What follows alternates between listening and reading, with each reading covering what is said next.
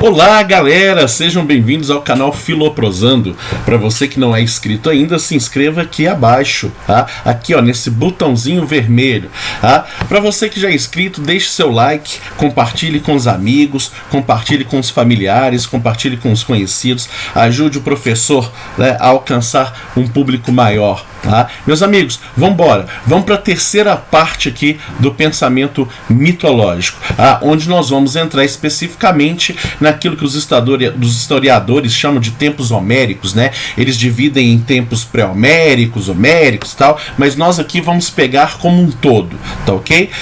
É um tempo que abrange por volta de 1000 anos antes de Cristo, e nós vamos entender que esse período ele é extremamente importante para a transmissão dos valores da sociedade grega, que fica aí quase que a cabo da função dos aedos e rapsodos, né? Os aedos, os grandes poetas da sociedade grega, eles que eram rapsodos, eram viajantes, né? E levavam aos metecos, aos estrangeiros, aqueles que eram de outros territórios e outras culturas, um pouco do seu conhecimento através da poesia mitológica, né? Da declamação de poemas, que era uma declamação através dos próprios mitos. Tá? Eles eram responsáveis por levar essa cultura e educação através dos versos. Então, enquanto viajavam, né, ali durante a viagem, eles declamavam essa poesia, e isso era muito importante, porque eles estavam, na verdade, ali difundindo grandes valores da cultura grega através da antropogonia, da teogonia, da cosmogonia, que eram as histórias que explicavam a origem do povo, a origem dos reis, das guerras, dos amores, das doenças, dos sentimentos, e todas essas histórias eram histórias mitológicas, né? Então os cânticos poéticos, eles traziam questionamentos, ensinamentos sobre a harmonia do mundo, sobre a harmonia da natureza, sobre a proporção matemática do universo, e acabavam então resultando no intercâmbio de experiências de muitos povos que ocuparam ali aquele território Hélade, né? O grande território grego. E é muito interessante a gente perceber isso, porque os conhecimentos que existiam na época, eles estavam sendo cada vez mais buscados através dos mitos e elaborados dentro dessa racionalidade subjetiva. Esse tipo de conhecimento, né, essa narrativa, ela era uma narrativa simbólica e por isso mesmo impressionava pela forma mágica e fabular de narrar a realidade da época. Só que lembra que nós já falamos no vídeo anterior que isso tem uma peculiaridade que os pesquisadores lá da neurociência e da psicologia já encontraram nos dias atuais. Essas narrativas, elas são simbólicas. Elas podem ser consideradas racionais, pois são uma espécie de pensamento racional formulado por nós, porém elas não possuem objetividade empírica, elas não têm esse amparo e construção dos seus argumentos na materialidade da vida, né? Não tem, mas tem ali toda uma difusão daquilo que nós somos enquanto seres humanos, daquilo que nós sentimos, daquilo que nós expressamos enquanto emoção. Então é muito interessante a gente perceber que mito e religião fazem parte da mesma esfera, mas não são a mesma coisa. Eu tenho que tomar um pouquinho de cuidado com isso. Eu falei isso no vídeo anterior. A religião, ela precisa de uma interpretação, ela precisa dar um significado mais de signo para aquilo que é lido e entendido. É uma literalização, né? Aí a grande diferença do entendimento de símbolo para signo na nossa língua, né? O símbolo, ele tem um sentido que vai além, a gente pode mergulhar na profundidade dele, porque ele está ligado a algo muito mais que dê um sentido a uma subjetividade, a um conjunto de subjetividades, e o signo, obrigatoriamente, ele tem que ser literal, até mesmo pela questão da sua função linguística, né? Ele precisa desse sentido imediato construído na sociedade. Então nós vamos ver que o conjunto de conceitos que foram construídos na mitologia compõem esse grande real. Já a realidade, que é matéria, que é empírica, essa realidade não tem a manifestação mitológica e nem tem como ter. É impossível ter, porque nós estamos falando de um símbolo puramente emocional. E se nós estamos falando de um símbolo puramente emocional, essa manifestação concreta e imediata não vai acontecer. Não vai existir essa materialização empírica daquilo que são os símbolos mitológicos, mas essa manifestação ela será sempre emocional, claro que empiricamente no nosso corpo, né, enquanto matéria corpórea, mas vivida por nós de maneira emocional.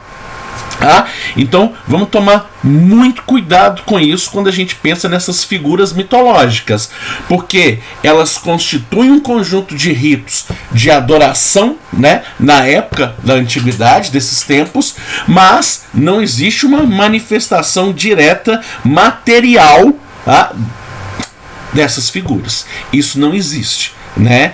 Bom, o que nós temos que pensar aqui era o seguinte: esse conjunto, né, de antropogonias, de cosmogonias, de teogonias, é um conjunto grande que soma vários deuses, e nós temos então aí o paganismo, que é caracteristicamente politeísta, ou seja, a presença de vários deuses ao mesmo tempo, né? E o Olimpo, lá na Grécia Antiga, era a casa desses deuses. Nós tínhamos deuses para tudo.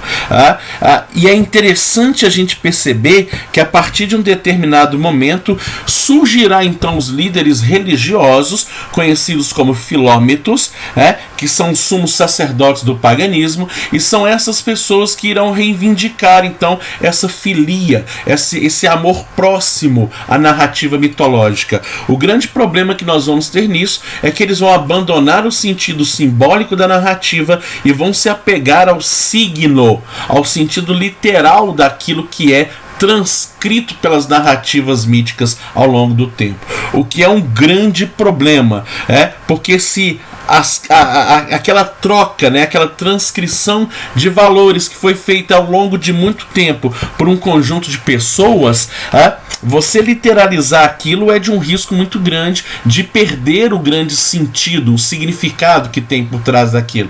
Então o símbolo, ele é muito importante porque ele vai dizer de vivências emocionais. O signo, ele acaba literalizando situações e você vai ler ao pé da letra, o que é um risco gigantesco de perda de sentido do texto. O paganismo, a partir dessa literalização, ele passa a ditar regras de comportamento da população e confeccionar leis sociais, justificando o status quo da época, justificando o porquê das pessoas, né, viviam daquela maneira, e o mito passa a cimentar as relações humanas de trabalho, de dependência. A pobreza ela começa a aumentar de uma forma assustadora, as relações políticas passam a ser relações opressoras. Eu tenho um autor que eu separei aqui para vocês, que é de grande importância para a gente entender esse período, que é o nosso querido Jean-Pierre Vernant. Ele está aqui, nesse livrinho, As Origens do Pensamento Grego, de Jean-Pierre Vernant. O Jean-Pierre Vernant, nessa obra, ele traz toda essa fundamentação de mudança que acontece nesse período, e como que a figura dos filómetos ela vai ser extremamente significativa nesse tempo, enquanto a literalização daquilo que na verdade era símbolo. E essa literalização é que faz com que o mito perca a sua função de organização e ganhe uma característica de exploração dos mais frágeis.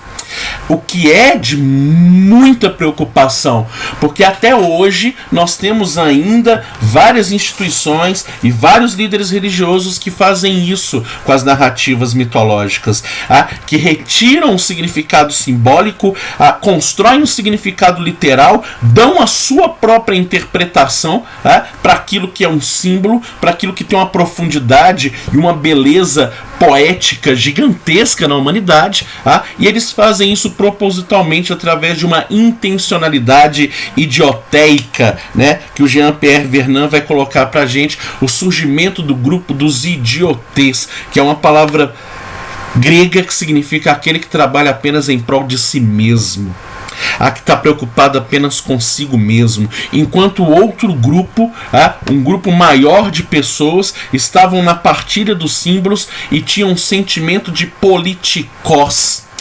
Nosso querido Mário Sérgio Cortella fala muito bem sobre isso, procure aí no YouTube.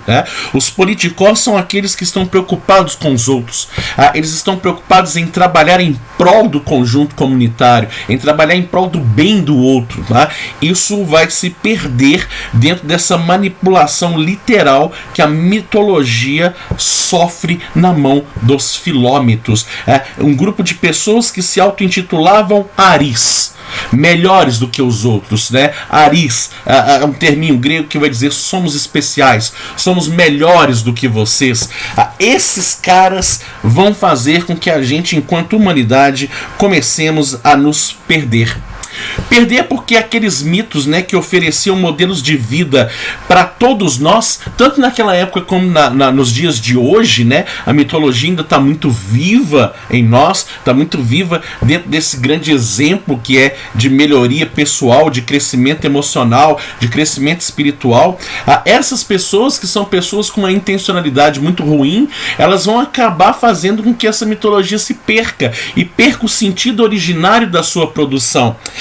Fazendo assim então que toda aquela base que foi construída anteriormente por aquele conjunto enorme de pessoas, ela começa a ganhar um outro sentido, o sentido de exploração, e isso é muito ruim. O Joseph Campbell vai trazer essa afirmação forte aqui pra gente, no sentido de que é uma agonia mesmo, grande, profunda na nossa alma, buscar o crescimento, buscar o amadurecimento.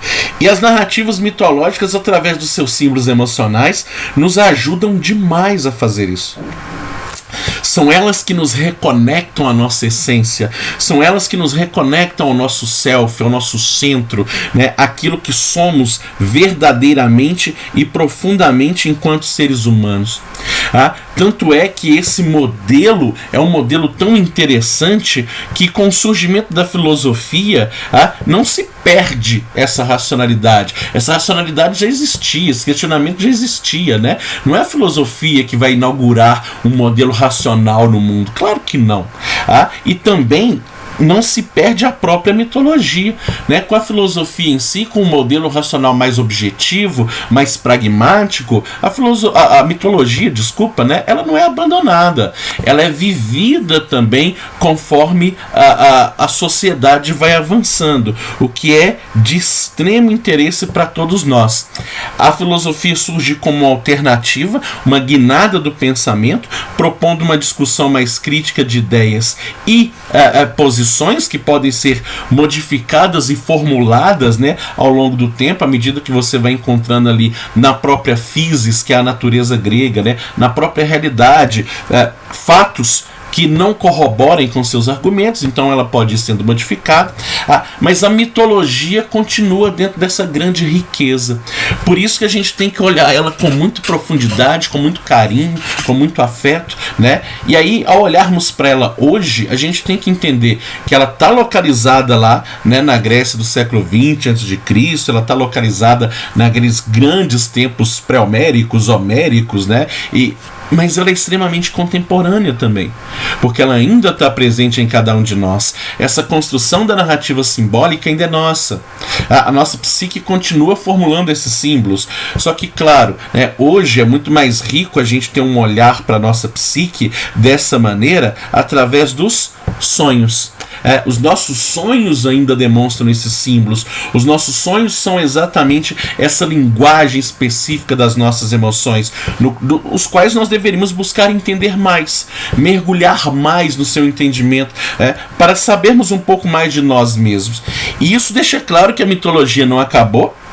e talvez nunca acabará, porque faz parte da constituição humana, e ela tem evoluído, né, evoluído para muitos âmbitos, mas ainda é prisão para outros tantas pessoas, outros tantos grupos que insistem em literalizar a narrativa, que insistem em utilizar a mitologia como forma de opressão, manipulação, alienação e enganação da população, né, para que possa se dar bem, para que enriqueça em nome de um Deus, em nome de um livro sagrado. E isso é problemático em termos de humanidade. Isso é falta de ética, isso é falta de caráter. Os mitos, eles servem de exemplo para o crescimento subjetivo, para o crescimento pessoal, porque ele nos liga ao símbolo, né? Então esse mitós, com essas duas grandes características, que ela está sendo construída ao longo do tempo e por um conjunto de pessoas, o atemporal e o imemorial, constitui para toda a humanidade algo sagrado, algo que traz uma benevolência extremamente interessante, e é exatamente isso que nós deveríamos buscar nos símbolos, e não na literalidade, transformando aquilo em um signo, como se fosse um significado superficial, áspero, né, sem vida. Não, tem muita vida, tem muita vida, tem muita emoção, tem muito pulsar, tem muito ânima, tem alma naquilo. Então a sociedade grega costumava classificar aquele período como arcaico, né? Nós costumamos a classificar aquele período como arcaico, mas eu só tenho que tomar cuidado para que esse arcaico seja apenas um termo histórico, só isso, não um termo preconceituoso de achar que aquele povo era um povo ultrapassado, porque não era. Mesmo vivendo no modelo rural, tribal, mitológico, né, numa agricultura de subsistência, eles estão num avanço extremamente interessante, né? Com várias funções ali sendo discutidas, as funções pedagógicas, religiosas, espirituais, sociais, da obediência civil, né? A construção das regras enquanto convivência humana, tudo aquilo está na mitologia da época, e tudo aquilo faz parte de uma discussão extremamente profunda. Então a gente precisa olhar para essa mitologia com olhos mais profundos para percebermos um período de extrema riqueza naquela sociedade da época. Cuidado, vamos lembrar disso e de repente trazer também para nós, nos dias atuais, como um grande ensinamento, né? Religião e paganismo, né? Religião e vida social. O paganismo na época, ele está associado à vida prática do grego, mas os gregos não transcendiam o ritual religioso para ordenar os gestos da existência. Como assim? A religião não invadia a política. A política estava de um lado, a religião estava de outro. Todas as vezes que a gente vai ter uma invasão religiosa na política, nós vamos ter muito problema na humanidade. Porque a caracterização simbólica, ela deve ficar no plano simbólico.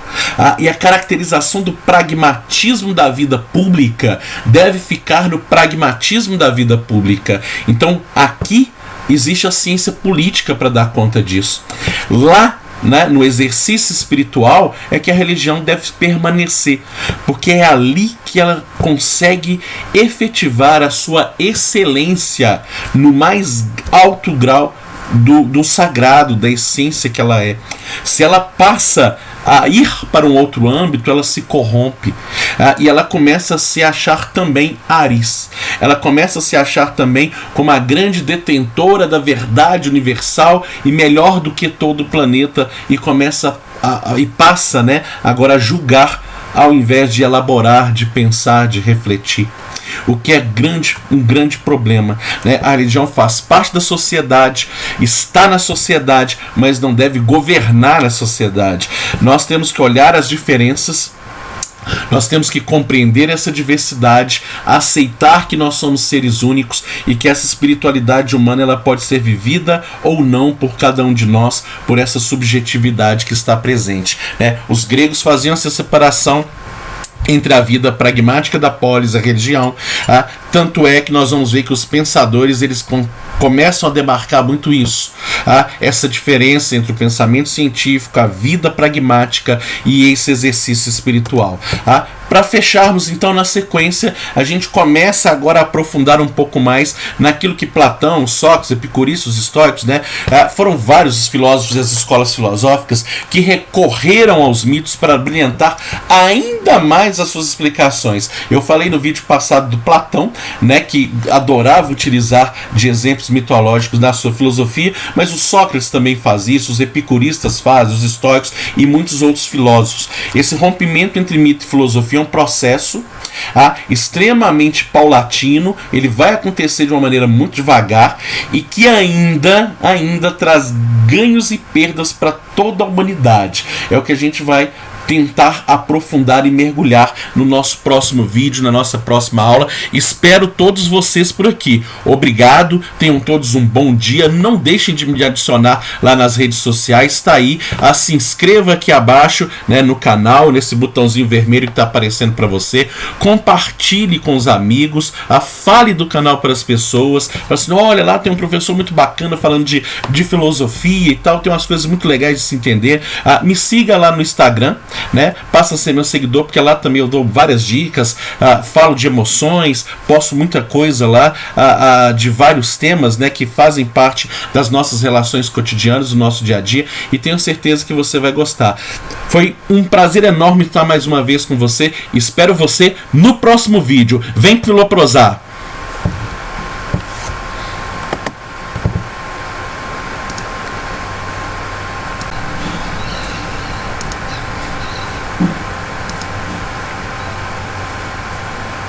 Olá galera, sejam bem-vindos ao canal Filoprosando. Para você que não é inscrito ainda, se inscreva aqui abaixo, tá? Aqui ó, nesse botãozinho vermelho, tá? Para você que já é inscrito, deixe seu like, compartilhe com os amigos, compartilhe com os familiares, compartilhe com os conhecidos, ajude o professor, né, a alcançar um público maior. Tá? Meus amigos, vamos embora. Vamos para a terceira parte aqui do pensamento mitológico, onde nós vamos entrar especificamente naquilo que os historiadores chamam de tempos homéricos, né? Eles dividem em tempos pré-homéricos, homéricos e tal, mas nós aqui vamos pegar como um todo, tá ok? É um tempo que abrange por volta de 1000 anos antes de Cristo, e nós vamos entender que esse período ele é extremamente importante para a transmissão dos valores da sociedade grega, que fica aí quase que a cabo da função dos aedos e rapsodos, né? Os aedos, os grandes poetas da sociedade grega, eles que eram rapsodos, eram viajantes, e levavam aos metecos, aos estrangeiros, aqueles que eram de outros territórios e outras culturas, um pouco do seu conhecimento através da poesia mitológica, né? Da declamação de poemas, que era uma declamação através dos próprios mitos. Tá? Eles eram responsáveis por levar essa cultura e educação através dos versos. Então, enquanto viajavam, né, ali durante a viagem, eles declamavam essa poesia, e isso era muito importante, porque eles estavam, na verdade, ali difundindo grandes valores da cultura grega através da antropogonia, da teogonia, da cosmogonia, que eram as histórias que explicavam a origem do povo, a origem dos reis, das guerras, dos amores, das doenças, dos sentimentos, e todas essas histórias eram histórias mitológicas, né? Então os cânticos poéticos, eles traziam questionamentos, ensinamentos sobre a harmonia do mundo, sobre a harmonia da natureza, sobre a proporção matemática do universo, e acabavam então resultando no intercâmbio de experiências de muitos povos que ocuparam ali aquele território Hélade, né? O grande território grego. E é muito interessante a gente perceber isso, porque os conhecimentos que existiam na época, eles estavam sendo cada vez mais buscados através dos mitos e elaborados dentro dessa racionalidade subjetiva. Essa esse tipo de conhecimento, né, essa narrativa, ela era uma narrativa simbólica e por isso mesmo impressionava pela forma mágica e fabular de narrar a realidade da época. Só que lembra que nós já falamos no vídeo anterior que isso tem uma peculiaridade que os pesquisadores lá da neurociência e da psicologia já encontraram nos dias atuais. Essas narrativas, elas são simbólicas. Elas podem ser consideradas racionais, pois são uma espécie de pensamento racional formulado por nós, porém elas não possuem objetividade empírica, elas não têm esse amparo e construção dos seus argumentos na materialidade da vida, né? Não tem, mas tem ali toda uma difusão daquilo que nós somos enquanto seres humanos, daquilo que nós sentimos, daquilo que nós expressamos enquanto emoção. Então é muito interessante a gente perceber que mito e religião fazem parte da mesma esfera, mas não são a mesma coisa. Eu tenho que tomar um pouquinho de cuidado com isso.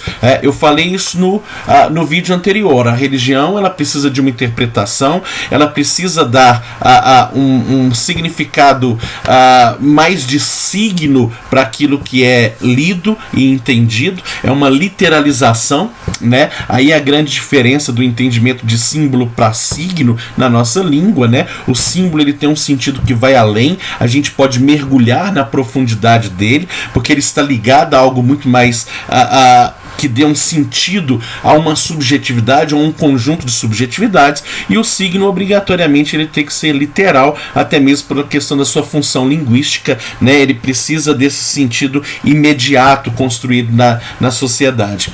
Então nós vamos ver que o conjunto de conceitos que foram construídos na mitologia compõe esse grande real. Já a realidade, que é matéria, que é empírica, essa realidade não tem a manifestação mitológica e nem tem como ter. É impossível ter, porque nós estamos falando de um símbolo puramente emocional. E se nós estamos falando de um símbolo puramente emocional, essa manifestação concreta e imediata não vai acontecer. Não vai existir essa materialização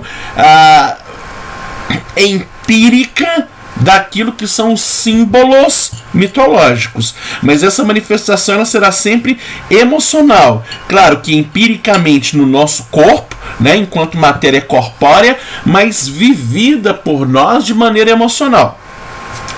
Então vamos tomar muito cuidado com isso quando a gente pensa nessas figuras mitológicas, porque elas constituem um conjunto de ritos de adoração, né, na época da antiguidade, desses tempos, mas não existe uma manifestação direta material dessas figuras. Isso não existe, né?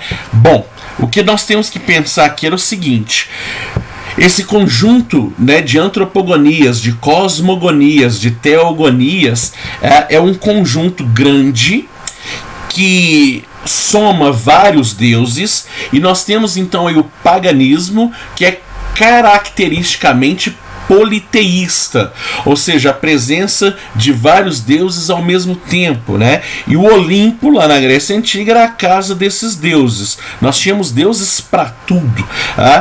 E é interessante a gente perceber que a partir de um determinado momento surgirá então os líderes religiosos, conhecidos como filómetos, que são os sumos sacerdotes do paganismo, e são essas pessoas que irão reivindicar então essa filia, esse amor próximo à narrativa mitológica. O grande problema que nós vamos ter nisso é que eles vão abandonar o sentido simbólico da narrativa e vão se apegar ao signo, ao sentido literal daquilo que é transcrito pelas narrativas míticas ao longo do tempo. O que é um grande problema, porque se aquela troca, né, aquela transcrição de valores que foi feita ao longo de muito tempo por um conjunto de pessoas, você literalizar aquilo é de um risco muito grande de perder o grande sentido, o significado que tem por trás daquilo. Então o símbolo, ele é muito importante porque ele vai dizer de vivências emocionais. O signo, ele acaba literalizando situações e você vai ler ao pé da letra, o que é um risco gigantesco de perda de sentido do texto. O paganismo, a partir dessa literalização, ele passa a ditar regras de comportamento da população e confeccionar leis sociais, justificando o status quo da época, justificando o porquê das pessoas, né, viviam daquela maneira, e o mito passa a cimentar as relações humanas de trabalho, de dependência. A pobreza ela começa a aumentar de uma forma assustadora, as relações políticas passam a ser relações opressoras. Eu tenho um autor que eu separei aqui para vocês, que é de grande importância para a gente entender esse período, que é o nosso querido Jean-Pierre Vernant. Ele está aqui, ó, nesse livrinho, As Origens do Pensamento Grego, de Jean-Pierre Vernant. O Jean-Pierre Vernant, nessa obra, ele traz toda essa fundamentação de mudança que acontece nesse período. E como que a figura dos filômetros ela vai ser extremamente significativa nesse tempo, enquanto a literalização daquilo que, na verdade, era símbolo. E essa literalização é que faz com que o mito perca a sua função de organização e ganhe uma característica de exploração dos mais frágeis.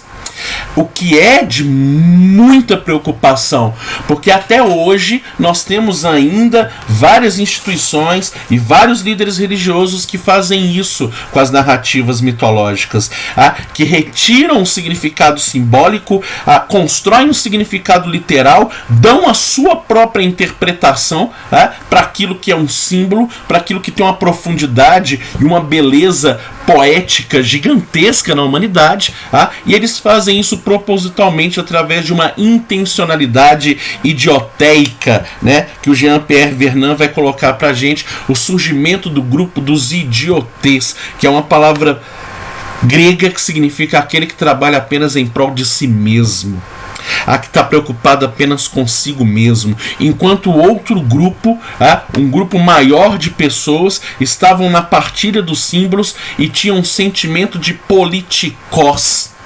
Nosso querido Mário Sérgio Cortella fala muito bem sobre isso, procure aí no YouTube. Os politikos são aqueles que estão preocupados com os outros, eles estão preocupados em trabalhar em prol do conjunto comunitário, em trabalhar em prol do bem do outro.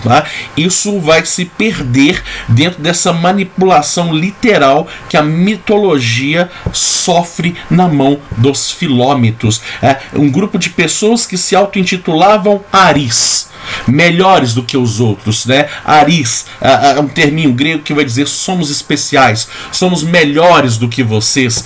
Esses caras vão fazer com que a gente, enquanto humanidade, comecemos a nos perder. Perder porque aqueles mitos, né, que ofereciam modelos de vida para todos nós, tanto naquela época como nos dias de hoje, né, a mitologia ainda está muito viva em nós, está muito viva dentro desse grande exemplo que é de melhoria pessoal, de crescimento emocional, de crescimento espiritual. Essas pessoas que são pessoas com uma intencionalidade muito ruim, elas vão acabar fazendo com que essa mitologia se perca e perca o sentido originário da sua produção. Fazendo assim então que toda aquela base que foi construída anteriormente por aquele conjunto enorme de pessoas, ela começa a ganhar um outro sentido, o sentido de exploração, e isso é muito ruim. O Joseph Campbell vai trazer essa afirmação forte aqui pra gente, no sentido de que é uma agonia mesmo, grande, profunda na nossa alma, buscar o crescimento, buscar o amadurecimento. E as narrativas mitológicas, através dos seus símbolos emocionais, nos ajudam demais a fazer isso. São elas que nos reconectam à nossa essência, são elas que nos reconectam ao nosso self, ao nosso centro, né? Aquilo que somos verdadeiramente e profundamente enquanto seres humanos. Tanto é que esse modelo é um modelo tão interessante que, com o surgimento da filosofia, não se perde essa racionalidade. Essa racionalidade já existia, esse questionamento já existia, né? Não é a filosofia que vai inaugurar um modelo racional no mundo, claro que não. E também não se perde a própria mitologia, né? Com a filosofia em si, com um modelo racional mais objetivo, mais pragmático, a mitologia, desculpa, né? Ela não é abandonada, ela é vivida também conforme a sociedade vai avançando, o que é de extremo interesse para todos nós. A filosofia surge como uma alternativa, uma guinada do pensamento, propondo uma discussão mais crítica de ideias e posições que podem ser modificadas e formuladas, né, ao longo do tempo, à medida que você vai encontrando ali na própria physis, que é a natureza grega, né, na própria realidade, fatos que não corroborem com seus argumentos, então ela pode ir sendo modificada, mas a mitologia continua dentro dessa grande riqueza. Por isso que a gente tem que olhar ela com muita profundidade, com muito carinho, com muito afeto, né? E aí, ao olharmos para ela hoje, a gente tem que entender que ela está localizada lá, né, na Grécia do século XX a.C., ela está localizada naqueles grandes tempos pré-homéricos, homéricos, né? Mas ela é extremamente contemporânea também, porque ela ainda está presente em cada um de nós. Essa construção da narrativa simbólica ainda é nossa. A nossa psique continua formulando esses símbolos. Só que, claro, né, hoje é muito mais rico a gente ter um olhar para a nossa psique dessa maneira através dos sonhos. Os nossos sonhos ainda demonstram esses símbolos. Os nossos sonhos são exatamente essa linguagem específica das nossas emoções, os quais nós deveríamos buscar entender mais, mergulhar mais no seu entendimento, para sabermos um pouco mais de nós mesmos. E isso deixa claro que a mitologia não acabou, e talvez nunca acabará, porque faz parte da constituição humana, e ela tem evoluído, né? Evoluído para muitos âmbitos, mas ainda é prisão para outros tantas pessoas, outros tantos grupos que insistem em literalizar a narrativa, que insistem em utilizar a mitologia como forma de opressão, manipulação, alienação e enganação da população, né? Para que possa se dar bem, para que enriqueça em nome de um Deus, em nome de um livro sagrado. E isso é problemático em termos de humanidade. Isso é falta de ética, isso é falta de caráter. Os mitos, eles servem de exemplo para o crescimento subjetivo, para o crescimento pessoal, porque ele nos liga ao símbolo. Então esse mitós, com essas duas grandes características, que ela está sendo construída ao longo do tempo e por um conjunto de pessoas, o atemporal e o imemorial, constitui para toda a humanidade algo sagrado, algo que traz uma benevolência extremamente interessante, e é exatamente isso que nós deveríamos buscar nos símbolos, e não na literalidade, transformando aquilo em um signo, como se fosse um significado superficial, áspero, né, sem vida. Não, tem muita vida, tem muita emoção, tem muito pulsar, tem muito ânima, tem alma naquilo. Então a sociedade grega costumava classificar aquele período como arcaico, né? Nós costumamos a classificar aquele período como arcaico, mas eu só tenho que tomar cuidado para que esse arcaico seja apenas um termo histórico, só isso, não um termo preconceituoso de achar que aquele povo era um povo ultrapassado, porque não era. Mesmo vivendo no modelo rural, tribal, mitológico, né, numa agricultura de subsistência, eles estão num avanço extremamente interessante, com várias funções ali sendo discutidas, as funções pedagógicas, religiosas, espirituais, sociais, da obediência civil, né, a construção das regras enquanto convivência humana. Tudo aquilo está na mitologia da época, e tudo aquilo faz parte de uma discussão extremamente profunda. Então a gente precisa olhar para essa mitologia com olhos mais profundos para percebermos um período de extrema riqueza naquela sociedade da época. Cuidado, vamos lembrar disso e de repente trazer também para nós, nos dias atuais, como um grande ensinamento. Religião e paganismo, religião e vida social. O paganismo na época, ele está associado à vida prática do grego, mas os gregos não transcendiam o ritual religioso para ordenar os gestos da existência. Como assim? A religião não invadia a política. A política estava de um lado, a religião estava de outro. Todas as vezes que a gente vai ter uma invasão religiosa na política, nós vamos ter muito problema na humanidade. porque a caracterização simbólica ela deve ficar no plano simbólico, e a caracterização do pragmatismo da vida pública deve ficar no pragmatismo da vida pública. Então aqui existe a ciência política para dar conta disso. Lá, né, no exercício espiritual é que a religião deve permanecer, porque é ali que ela consegue efetivar a sua excelência no mais alto grau do sagrado, da essência que ela é.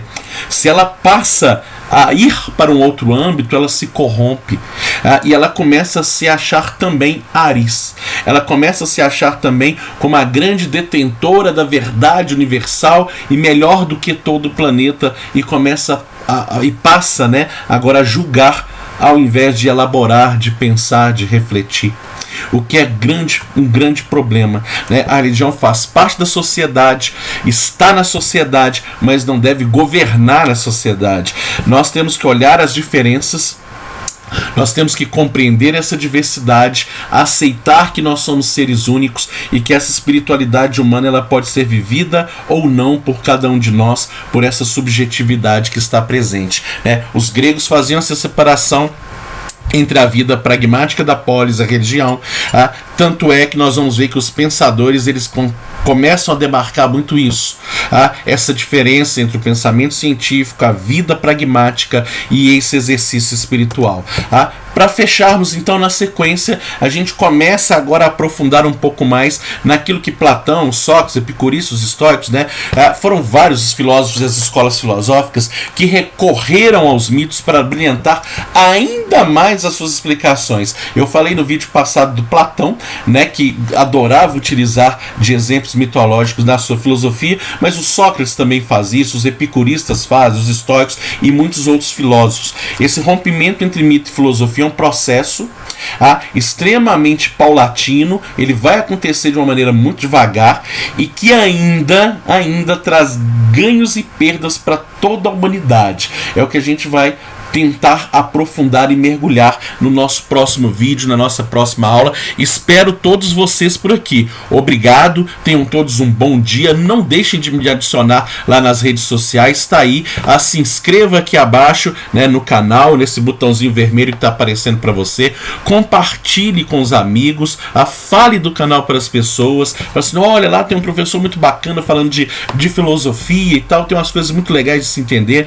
Me siga lá no Instagram, né? Passa a ser meu seguidor, porque lá também eu dou várias dicas, falo de emoções, posto muita coisa lá, de vários temas, né, que fazem parte das nossas relações cotidianas, do nosso dia a dia, e tenho certeza que você vai gostar. Foi um prazer enorme estar mais uma vez com você. Espero você no próximo vídeo. Vem filoprosar!